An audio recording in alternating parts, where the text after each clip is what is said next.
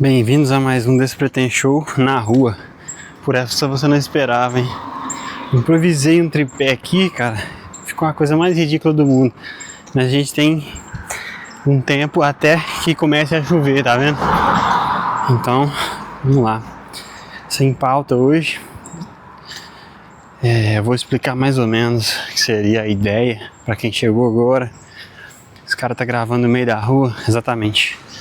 Mas não tem estúdio? Tem estúdio para alugar, tem estúdio de música, que eu ia alugar o espaço para tipo gravar não, ensaiar, que eu ia pagar 1 hora para ensaiar e gravar com o tratamento acústico. Mas aí eu pensei, bem, que essa belezinha aqui, ó, ela tem um isolamento, então eu não preciso ficar investindo dinheiro. E aliás, isso vai depender do convidado, vai depender do papo. E eu prefiro continuar gravando na rua com vídeo, do que investir, trocar os pés pelas mãos, né? Investir, porque eu vejo os podcasts daqui de Divinópolis, eu tô vendo vocês, que vocês não tem mais que 100 visualizações com o mesmo investimento que eu fiz. Você acha que eu não tô ligado na cena dos podcasts? É óbvio que eu tô. Então, é mais fácil continuar gravando assim, porque eu vou estar sozinho de qualquer maneira. Vou gravar amanhã também.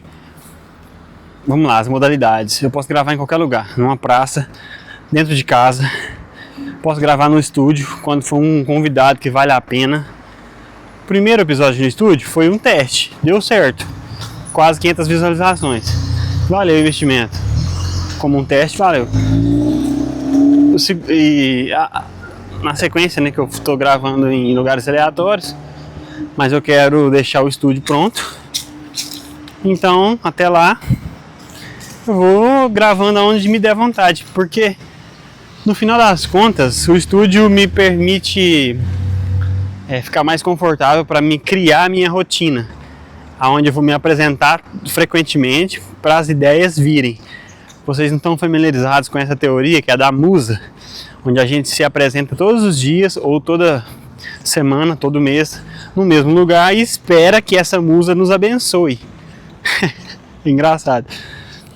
Um ateu falando disso, mas a musa em questão é uma deusa da criatividade. No livro que eu estou lendo, menciona ela. E alguns filósofos e escritores, autores, eu não sei a palavra, vou fazer o quê? Fingir que eu sei? Então, os escritores mencionam essa musa. Então você tem que criar uma rotina, que é o que eu estava fazendo aqui na Pitangui. Eu não sei se vocês estão vendo, Pitangui. Criar uma rotina toda semana, toda sexta, eu vinha toda sexta à noite. Eu acabei tendo várias ideias. Aí eu tava relacionando as ideias ao processo de treinar e ficar com a circulação, sangue, ou sei lá, oxigênio no cérebro. Também pode ser, né? O cérebro mais oxigenado e por conseguinte, como é que fala essa palavra? Por consequência, tem uma palavra assim, por conseguinte, eu achei que eu ficaria com ideias afloradas, mas não, a gente tem que estudar a criatividade e também tem que se apresentar para essa deusa, entre aspas, que você pode acreditar ou não na deusa, mas faz sentido você sempre estar no mesmo lugar fazendo as mesmas coisas. E essa semana no meu trabalho eu tive a confirmação, porque eu fiquei com um hiperfoco e eu consegui ficar o dia inteiro apenas sem responder ninguém e fazendo meu trabalho. E minha produtividade dobrou.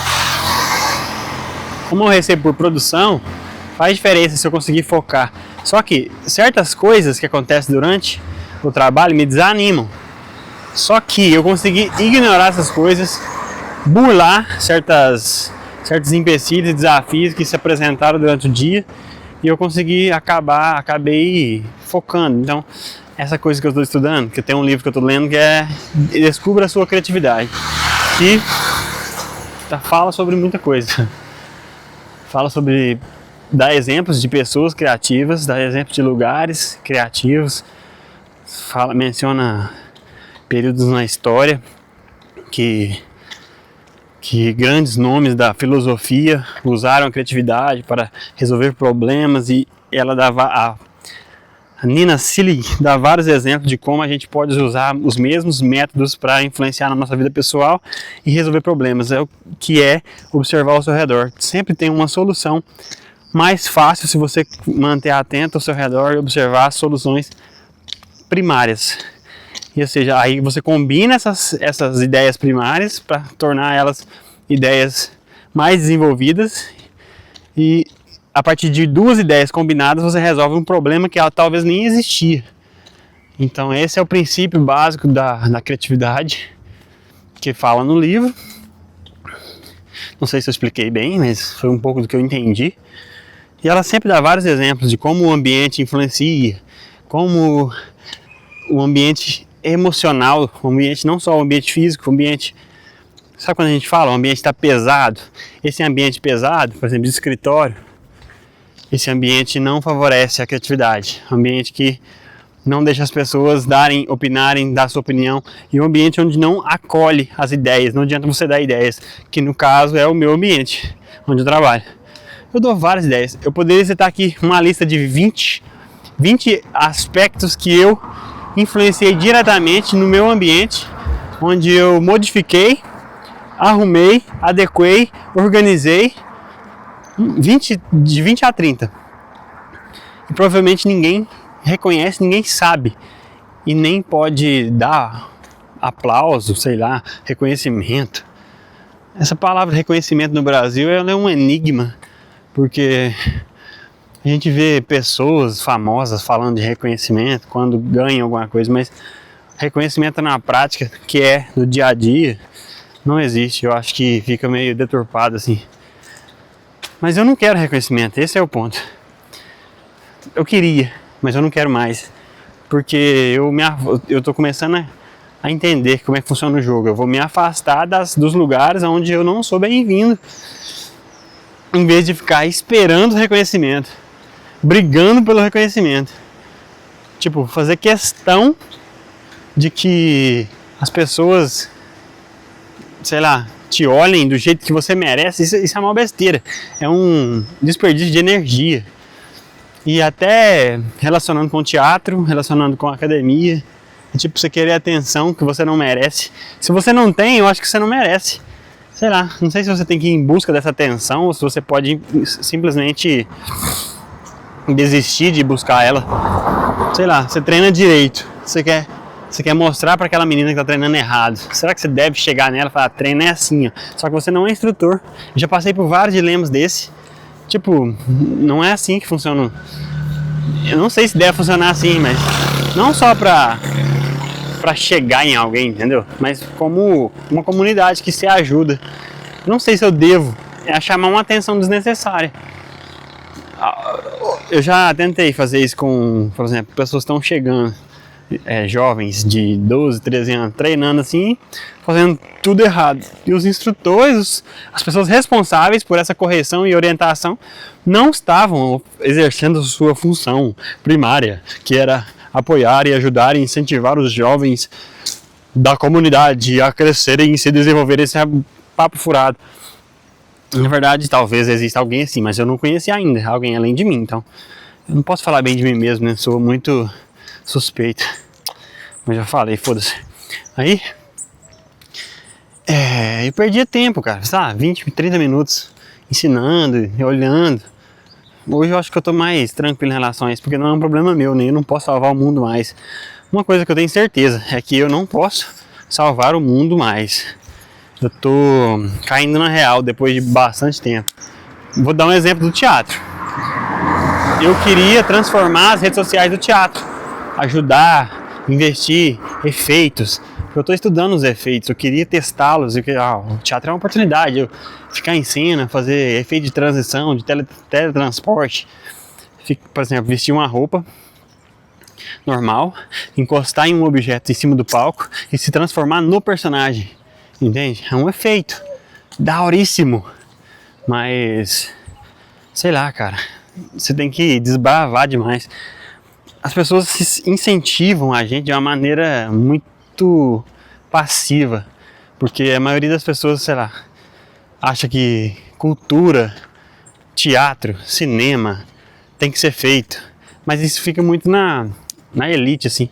Eu entrei no teatro, depois eu não me senti acolhido da maneira que eu esperava que a esquerda deveria acolher, e eu achei que todo mundo era ateu, sei lá, por ser de esquerda, mas nem existe isso, é um estereótipo que parecia ser forte demais, mas nem é assim que funciona na vida real, sabe? Acabei me decepcionando, achei que todo mundo era de esquerda, todo mundo era ateu, todo mundo fala fica com Deus, ou é banda de falso também, não sei. Todo mundo fala fica com Deus à toa, todo mundo fala amém depois que você espirra, sem motivo, todo mundo não sabe da origem desses aspectos culturais. Ninguém sabe, só fica repetindo. Eu acabei encontrando a posição confortável. É só abraçar o tripé. Ó, abraço o tripé. Tô testando, galera.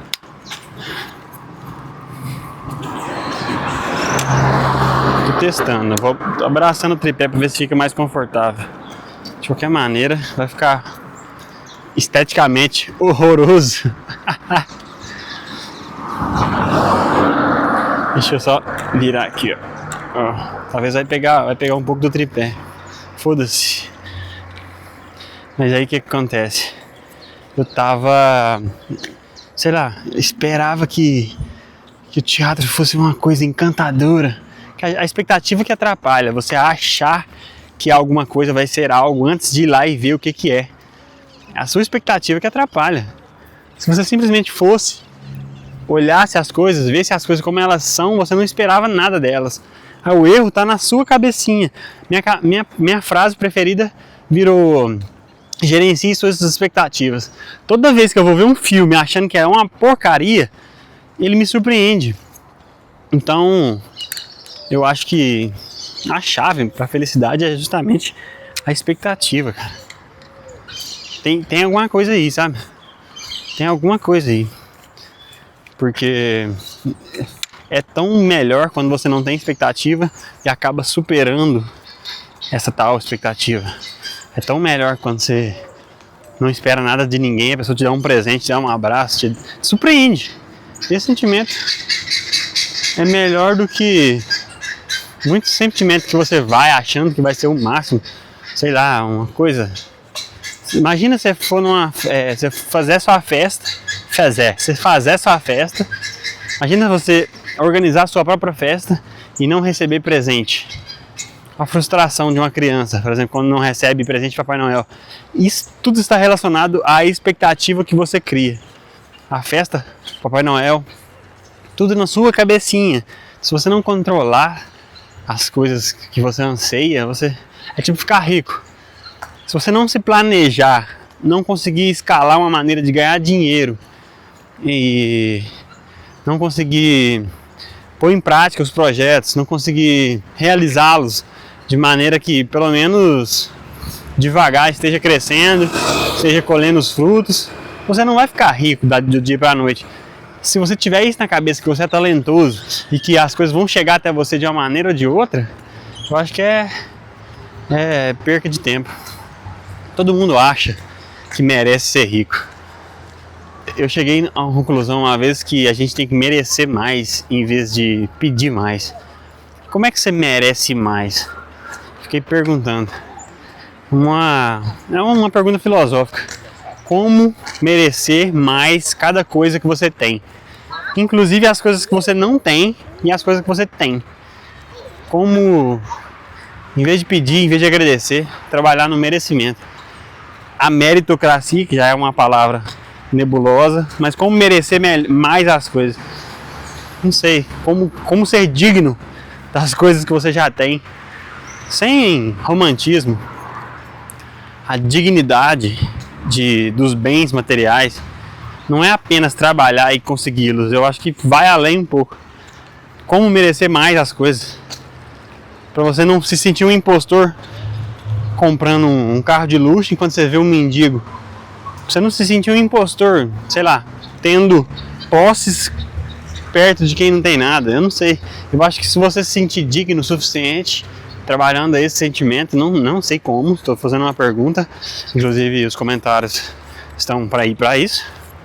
Sei que ninguém assiste isso aqui sério, ninguém vai comentar, ninguém quer exposição, mas pode ser uma chave para você sair dessa zona de conforto, se expor um pouco, responder essas questões filosóficas. Como merecer mais? Como é um merecimento? Mérito. Duas palavras. São sinônimos, merecimento e mérito. Será que eu mereço a vida que eu tenho? Por exemplo, quando você faz uma coisa de ruim, você fala, teve o que merece. Será que eu tive o que eu merecia? Entende? É isso que eu fico me perguntando. Sei lá, essa questão de crime, questão de punição é meio estranha, né? Na sociedade civil, depois que a gente saiu da natureza, depois que a gente saiu da natureza e foi pra viver em conjunto, né? Na história aí, vocês devem saber os dados, eu não faço questão de mencionar dados nenhum. Depois que a gente fez a transição como sociedade, da natureza para a cidade, não é o êxodo rural, mas foi antes das civilizações. É quando a gente, sei lá, começou a dar nome às terras, ou não, foi antes, deve ter sido antes. A gente começou a criar civilidade, regras e leis e normas. Eu acho que foi aí que começou a dar errado. Não sei se vocês concordam, mas a partir do momento que você quer mandar, você toma a responsabilidade da vida dos outros além da sua. Eu sei que é claro que se não tivesse seria pior. Mas por que deu errado? Porque não deu certo, na minha opinião. Democracia não dá certo. Como é que chama? Não estou defendendo comunismo, nem socialismo, nem que negócio lá de... Como é que fala? Ai, agora eu vou gravar de boa. Agora tem que começar a lembrar de nome difícil. Estava gravando de boa. Agora tem que ficar pensando em nomes difíceis. Nomes... Cara, eu só queria falar besteira, agora tem que ficar lembrando. Como é que chama? Stalin? Então, nenhum desses ismos que termina com ismo. Então nenhum ismo. Divaguei pra caralho. Lembro dessa época que eu ficava divagando, não sabia onde que eu deveria terminar o assunto. E falava assim, será que eu tenho que enrolar? Será que eu tenho que inventar? Agora eu só me divirto, porque é muito engraçado você ver um cara na rua divagando sobre capitalismo, não sabe nem o que tá falando. Mas vamos voltar. Quando a gente saiu da floresta pra cidade, quando a gente criou o Estado Civil, a gente teve que inventar regras. E a gente teve as pessoas que não seguiam as regras. Seres humanos por si só já são condenados a dar errado, porque a gente não consegue viver em comunidade. Será que a gente não ensina as crianças direito?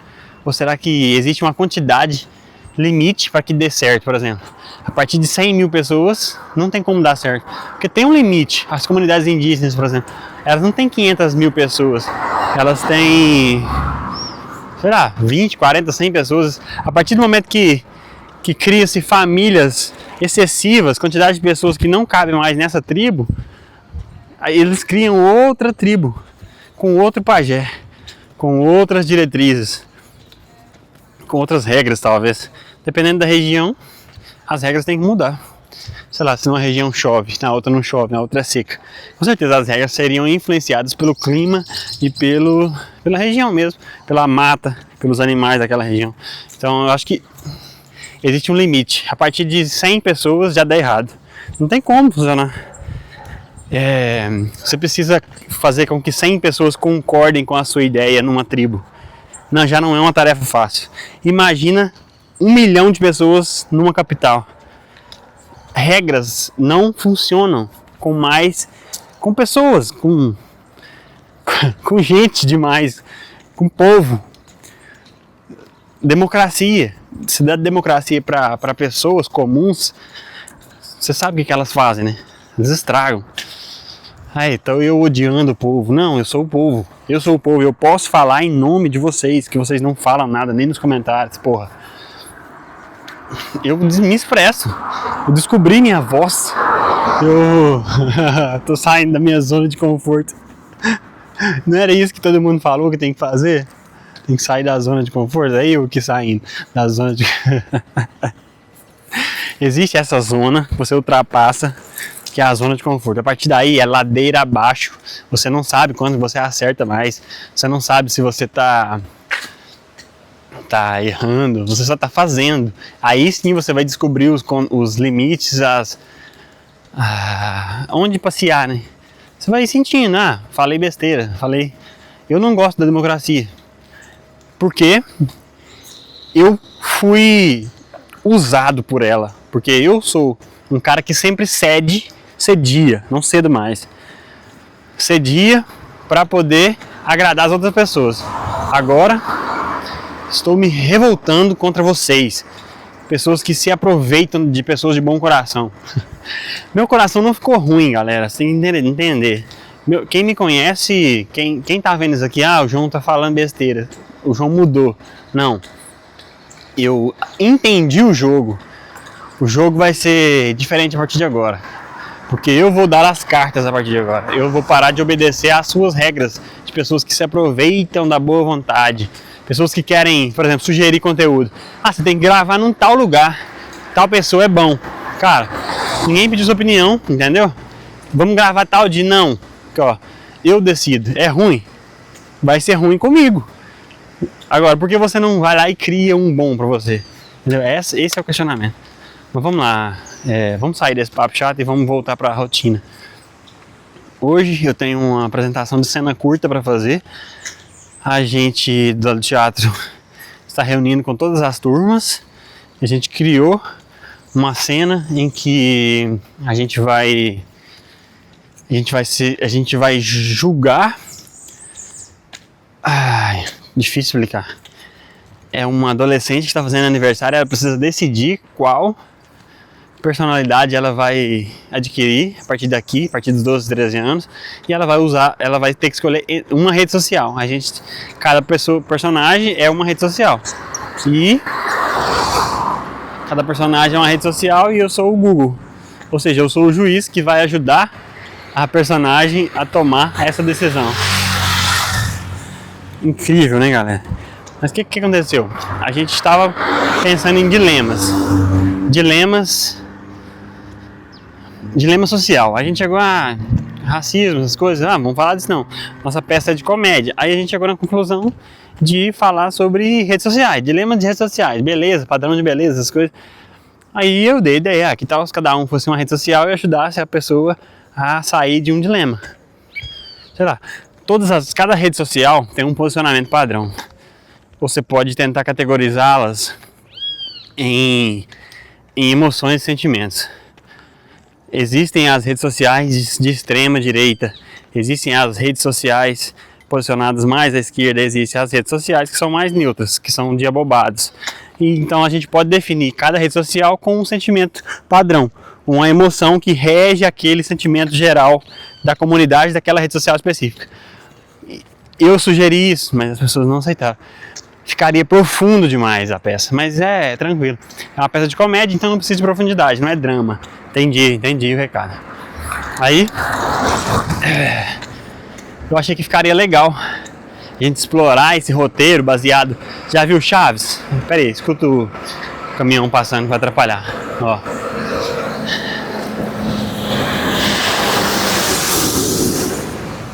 Ó, escutou? Ó, tem caminhão lá. Já viu Chaves?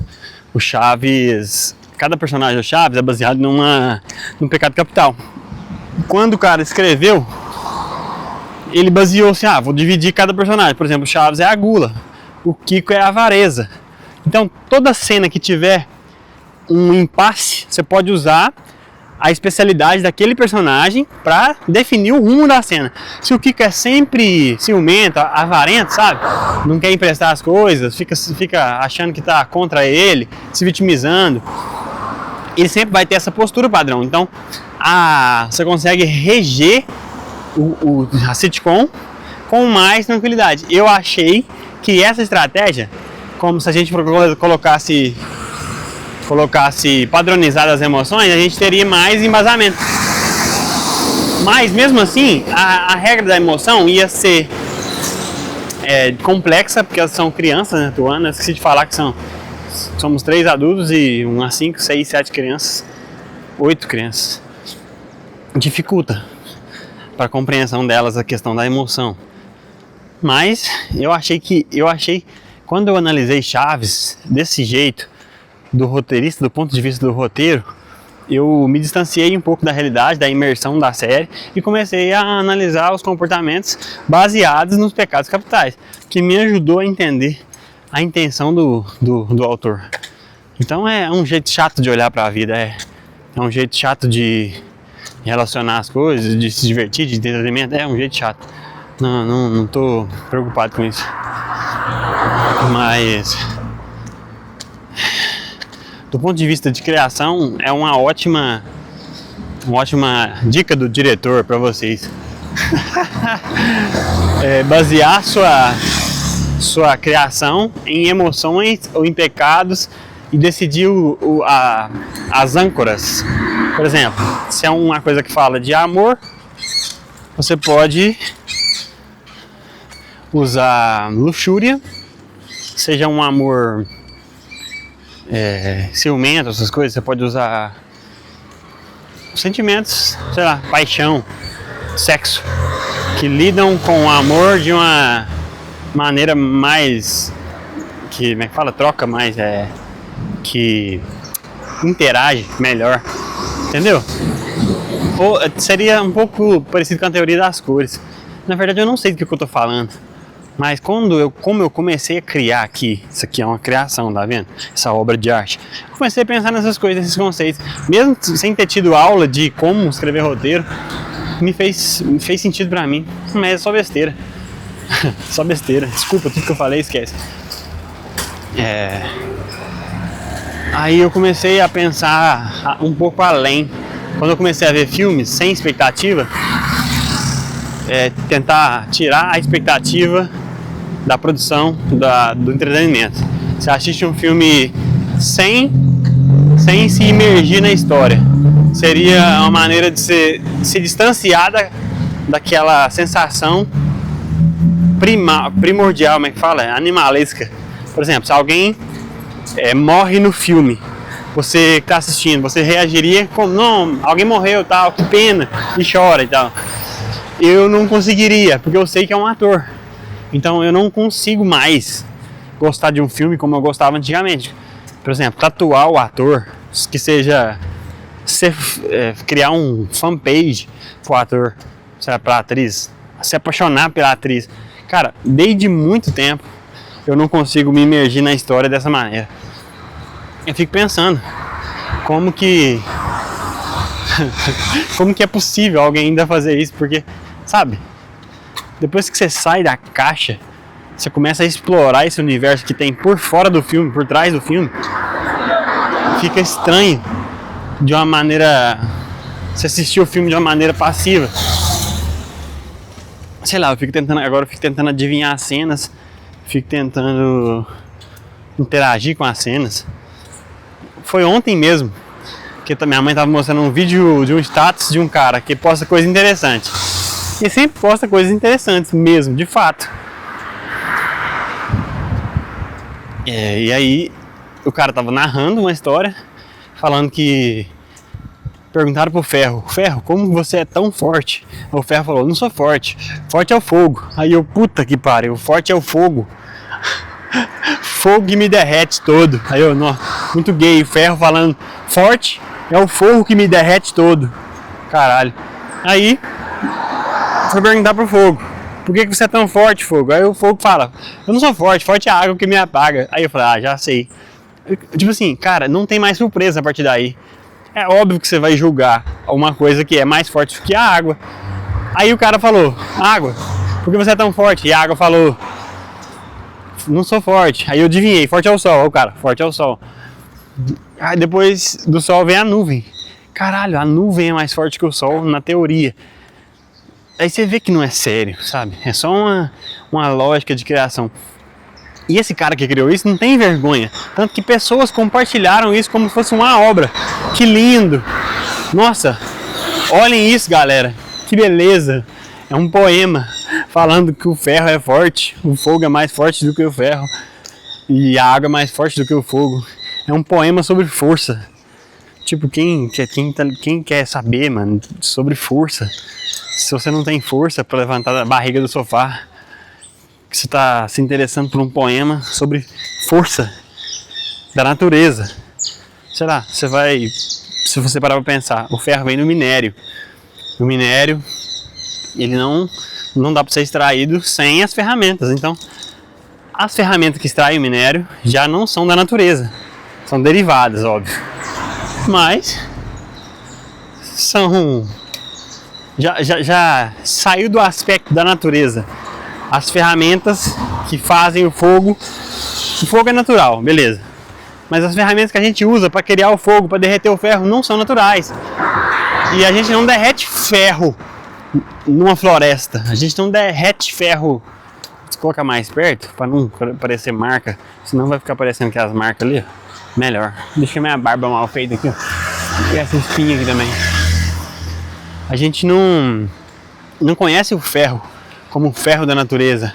A gente conhece o ferro a partir da transformação dos elementos básicos da natureza. O ferro seria um elemento secundário, terciário, que a gente utiliza dois elementos naturais para criar o ferro, uma liga de aço, uma liga de alguma coisa, sei lá.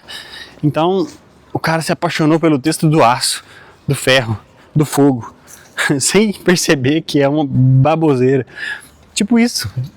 Por exemplo, quem se posiciona na internet, tem embasamento teórico, técnico.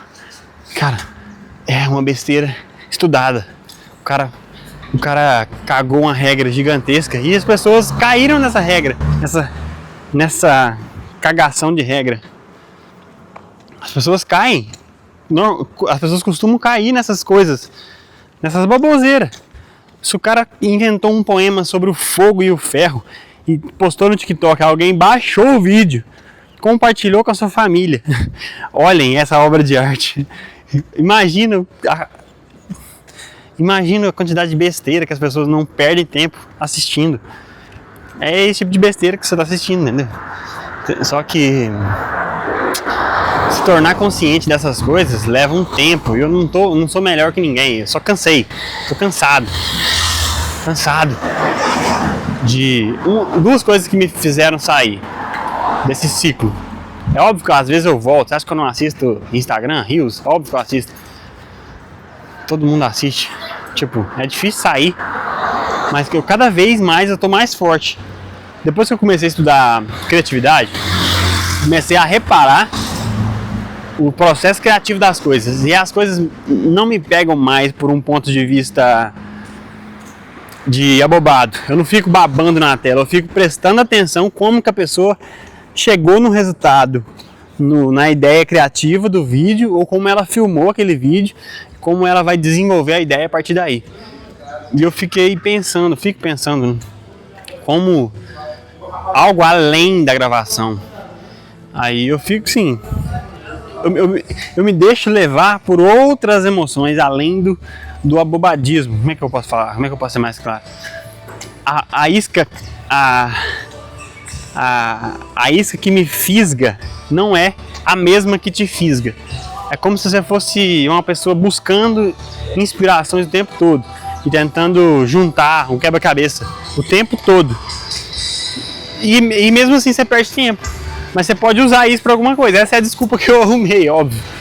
Eu me sinto melhor pensando assim, que eu sou melhor que alguém, é óbvio. Eu preciso usar a justificativa que eu tenho pra justificar que eu sou melhor do que alguém, óbvio. Não tem como você não chegar no mesmo raciocínio. Então, sei lá. Aí eu comecei a pensar em como criar coisas parecidas, usando as inspirações. A partir daí eu comecei a observar as pessoas, observar as criações e tentar criar. Aí minha cabeça fica pensando, acumulando ideias. Não é saudável não, só pra te avisar. Acumulando ideias e nunca consigo realizar as ideias, só pensando. E aí, se você não está saudável o suficiente para poder realizar, pôr em prática o que você está pensando, você fica pior do que você estava, quando você não estava pensando em nada. Esse ócio, que se ele não se torna um ócio criativo, ele vira um ócio que você desperdiça seu tempo, só planejando e pensando. Então eu quis adotar a prática de apenas fazer, que é isso aqui. Tô na rua, vou gravar. Não vou pensar em que gravar, não vou gravar no melhor ângulo. É ação, ação, ação. Você tira a sensibilidade do seu cérebro de julgar o conteúdo. Ah, isso tá bom, tá ruim. Pelo menos está fazendo. Esse pelo menos está fazendo é melhor do que planejar e ficar nesse limbo de não saber o que fazer, não saber que hora começar, não saber o que falar, não saber se está certo, saber o que as pessoas estão achando. Cara, isso me ajudou bastante. Hoje em dia eu gravo na rua, sem me importar. E sei lá, me ajudou em outros aspectos, a me posicionar, por exemplo. Quando alguém fala, alguém que eu tenha medo, fala comigo, eu consigo me posicionar.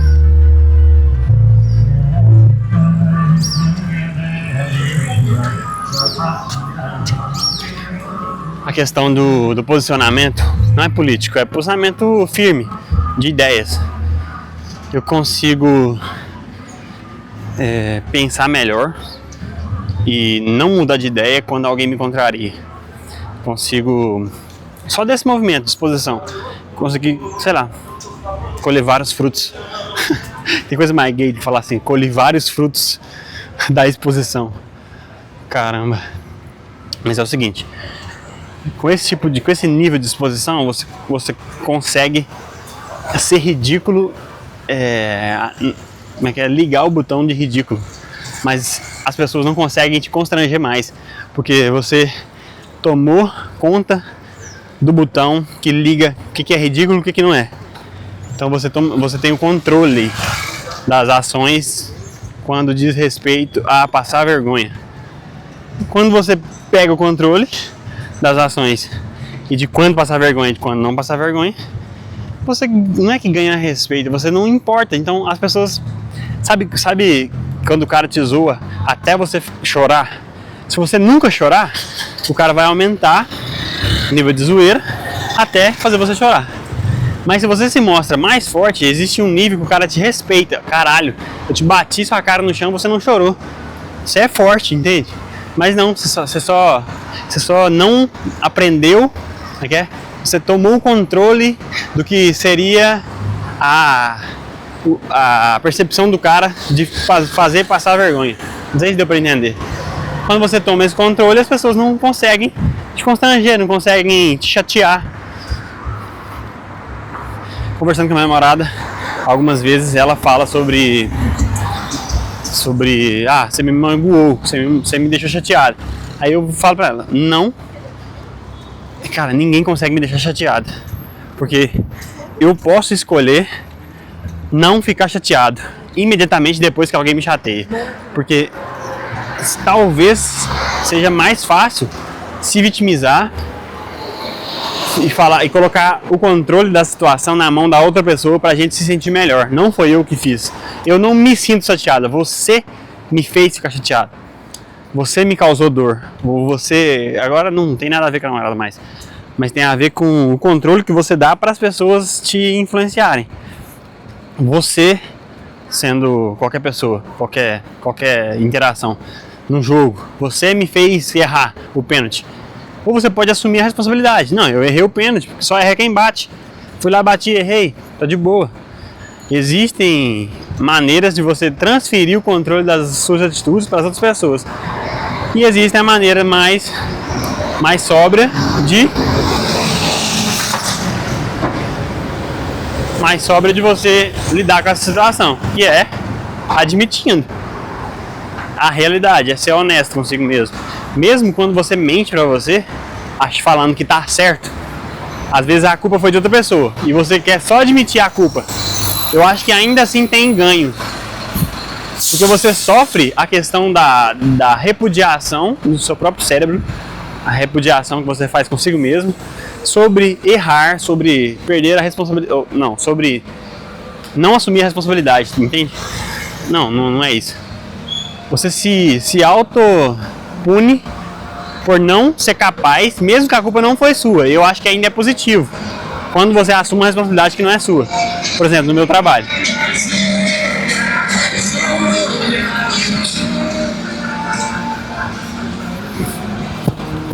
No meu trabalho, eu costumo tomar a culpa de coisas que não são minha culpa.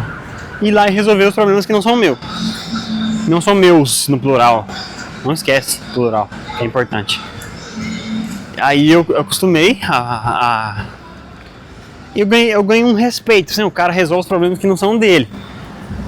Existe esse respeito, e quando você está trabalhando com pessoas medíocres, esse respeito vira abuso, que as pessoas vão te dar problemas que não são seus. Perde essa questão do respeito e se transforma em abuso.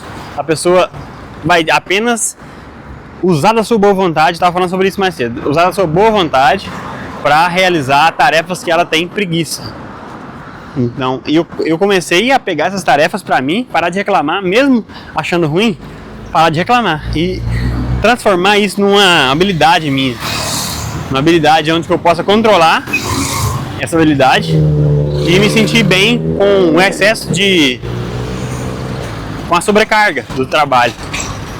Cara, eu pensei, se eu me sentir bem com a sobrecarga de trabalho, esse trabalhinho aqui, medíocre, que as pessoas estão custando a fazer, você leva dias para pensar o que eu tô acostumado a fazer todo dia sem pensar, entendeu? Se eu me acostumar com a sobrecarga, talvez pode ser não ser saudável, pode. Mas se eu me acostumar com essa sobrecarga, eu fico imbatível. Ninguém consegue me amedrontar mais. Aí que vem, entende? Assumir responsabilidades que não são minhas, falar besteira, controlar o nível da sua besteira, por exemplo. Se expor, falar coisas ridículas, você controla. As pessoas não falam, o cara tá falando besteira, você não tá sendo você, entendeu? Você tá enganando eles, que eles acham que você tá passando vergonha. Então, pegar o controle de volta. Bora voltar, tá bebendo água. É pegar o controle de volta. Quando as pessoas têm controle sobre suas reações, elas conseguem, no instalar de dedos, transformar a sua paz mental. Eu vou provocar o cara que não gosta de ser chamado de atleticano, sofredor. A hora que eu quiser chatear ele, eu vou chamar ele de quê? Atleticano, sofredor, falar do Cruzeiro ganhou do Galo. O cara automaticamente perde a paciência e o dia dele acabou ali. Ou seja, ele dá para essa pessoa maldosa, todas as ferramentas. Agora vamos trazer para minha vida particular de novo. Não consigo sair. Acabou de acontecer comigo hoje e ontem. Eu trabalho com produção. Ou seja, quanto mais eu produzir, mais eu ganho. Meu salário aumenta, tem comissão. Simples, dá para entender? Beleza. Aí, meu trabalho, a gente divide o turno. A parte da manhã, porque eu tenho que passar o meu serviço para alguém que vai conferir. Então, eu tenho que fazer, eu não posso deixar para terminar todos os produtos que eu faço no final do dia, ou seja, eu tenho que dividir entre antes do almoço e depois do almoço.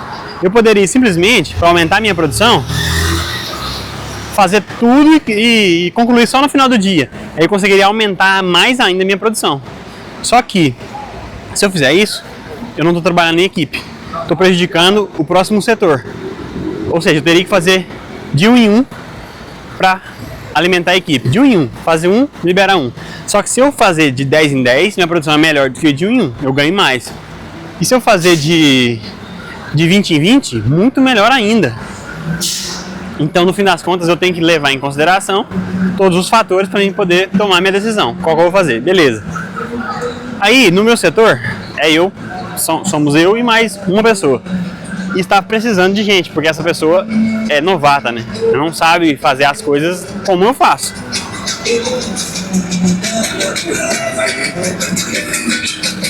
Aí,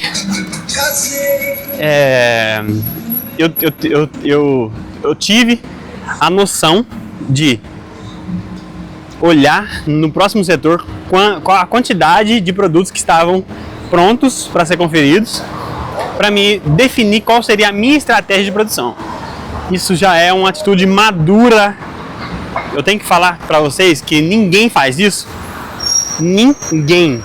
Ou seja, todo mundo espera ser reclamado, espera ser xingado, espera que alguém vai lá nesse setor e reclama, ó, tá faltando lá, você tem que entregar.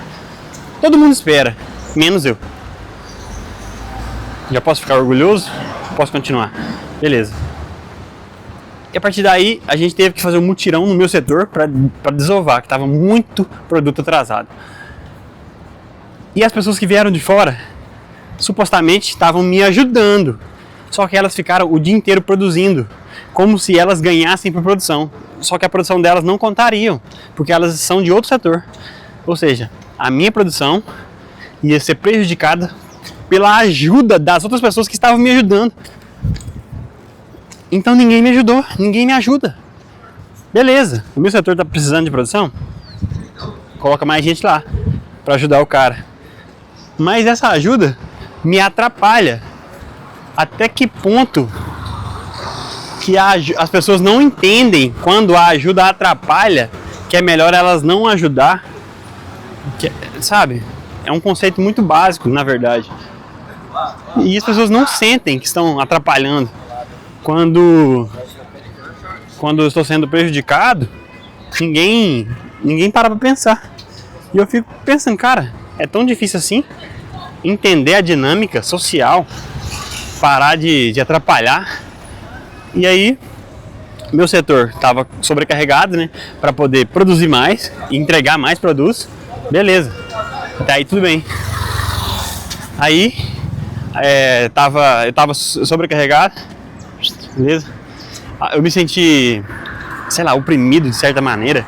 Aí eu comecei a pensar, cara, eu tô certo de ajudar o próximo setor, diminuindo a minha produção, cortando pela metade, dividindo o meu expediente em 4 tempos para poder entregar os produtos em 4 partes, para facilitar o próximo setor, enquanto as pessoas que não estão no meu setor estão me ajudando, estão produzindo o dia inteiro sem pensar no próximo setor, e pessoas que deveriam estar encarregadas de pensar em todos os setores. E ainda assim os produtos que vieram urgentes, que atrapalham, né? Por exemplo, para tudo que você está fazendo e faz isso para mim. Isso atrapalha. Esses produtos, eu fiz todos, cerca de 2 ou 3 no dia. Ou seja, eu ainda parei o que eu estava fazendo para poder ajudar os setores todos que estavam deixando esses álbuns urgentes. Por quê? O álbum só fica urgente. Falei álbum, né? As coisas só ficam urgentes. Falei álbum, eu faço álbum. As coisas só ficam urgentes quando os setores não fazem seu trabalho direito. Entende? Então, eu faço meu trabalho direito. Eu salvo o trabalho dos outros. Eu penso no trabalho da pessoa que vem antes de mim, da pessoa que vem depois de mim. Eu tenho que trabalhar todas essas dinâmicas e ainda sou taxado como uma pessoa ruim. Uma pessoa que não faz o bem. Porque eu falo coisas com humor americano. Hoje aconteceu isso. Eu falo coisas, né? Eu faço piadas inteligentes. Eu faço piadas fora da caixinha. E as pessoas simplesmente não entendem as piadas. Aí a culpa é minha, entendeu? Por exemplo, o professor dá uma explicação. Você não entendeu, a culpa é minha ou é sua? A culpa é do professor ou a culpa é do aluno que não entendeu? Quem tem que estudar? O professor tem que falar 3, 4 vezes? Ou o aluno tem que pegar o que ele não entendeu e revisar até entender? Se você se vitimizar, você nunca vai aprender nada. Você vai esperar a boa vontade de todo mundo te explicar 7 vezes uma coisa que é simples de entender. Então você tem que assumir a responsabilidade sobre o que você está estudando, o que você está aprendendo. Tudo é você, não é ninguém. Ninguém te deve satisfação, ninguém te deve nada. E a gente vai encerrando mais um Despreté Show com essa cagação de regra, essa choração, essa patifaria, essa bullshitagem. Então é isso. Eu gostei dessa modalidade, vou fazer mais vezes. Tchau.